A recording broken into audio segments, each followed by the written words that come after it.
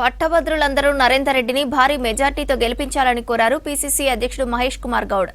BRS పాలనలో కేసీఆర్ కుటుంబం తప్ప ఏ ఒక్క వర్గము బాగుపడలేదని విమర్శించారు మంత్రి జూపల్లి కృష్ణారావు. కరీంనగర్, మెదక్, నిజామాబాద్, ఆదిలాబాద్ ఉమ్మడి జిల్లాల పట్టభద్రుల ఎమ్మెల్సీ ఎన్నికల సందర్భంగా కామారెడ్డి జిల్లా కేంద్రంలో ఆత్మీయ సమ్మేళనం నిర్వహించారు. కాంగ్రెస్ పార్టీ అభ్యర్థి నరేందర్ రెడ్డి తరపున కాంగ్రెస్ సీనియర్ నాయకులు ప్రచారం చేశారు. ఈ నెల 27న జరిగే పట్టభద్రుల ఎన్నికల్లో తనకు మొదటి ప్రాధాన్యత ఓటు వేసి గెలిపించాలని కోరారు నరేందర్ రెడ్డి.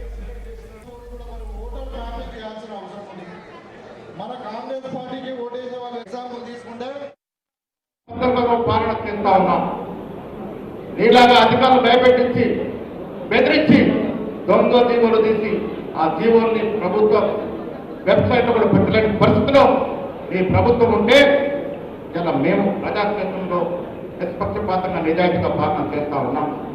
మీ పాలనకి మా పాలనకి పొంతనెక్కడ అని అడుగుతా ఉన్నాం. ప్రజలు తిరస్కరిస్తే కూడా ప్రతిపక్ష హోదా ఇచ్చారు. ఎక్కడున్నారు మీరు?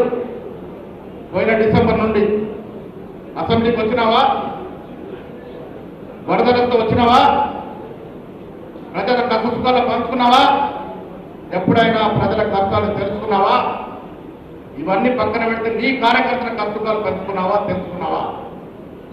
సంవత్సర కాలం పాటు కార్యకర్తనే మొక్కలు చాటించిన నువ్వు ఇలా కాంగ్రెస్ పార్టీ గురించి మాట్లాడితే దయ్యాలు వేదాలు వస్తున్నట్టు ఉందని మాట్లాడుతూ ఉన్నా. వాళ్లకు ఎన్నికల్లో ఓటు అడిగేటువంటి నైతిక హక్కు లేదు.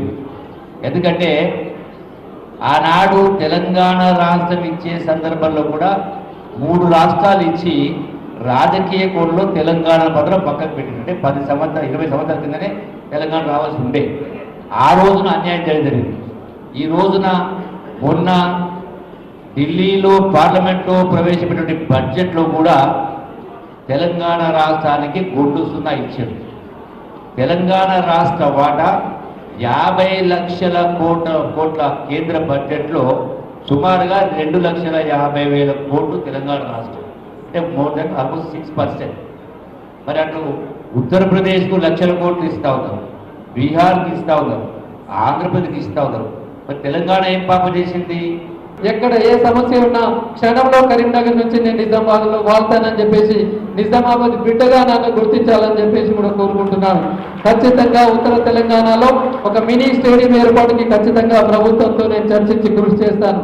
మన విద్యా సంస్థలని ఉస్మానియా యూనివర్సిటీకి ధీటుగా చేయడానికి కూడా నేను కృషి చేస్తానని హామీ ఇస్తూ ఇంకా ఎన్నో ఆలోచనలు, ఎందుకంటే 30 సంవత్సరాల నుంచి ఎన్నో రకాలుగా కేజీ నుంచి పీజీ దాంట్లో అవగాహన ఉన్న నేను రేపు రాబోయే రోజుల్లో న్యూ ఎడ్యుకేషన్ పాలసీ ఇంప్లిమెంట్ కాబోతుంది. అందులో ఎక్కడ ఎవరికి నష్టం జరగకుండా మరి ఖచ్చితంగా దాన్ని ఒక సరైన మార్గంలో ఇంప్లిమెంట్ చేయడానికి ముఖ్యమంత్రి గారితో ప్రభుత్వంతో ఒక సరైన మార్గంలో తెలంగాణ విద్యా రంగాన్ని భారతదేశంలోని అగ్రగామిగా నడపడానికి నా వంతు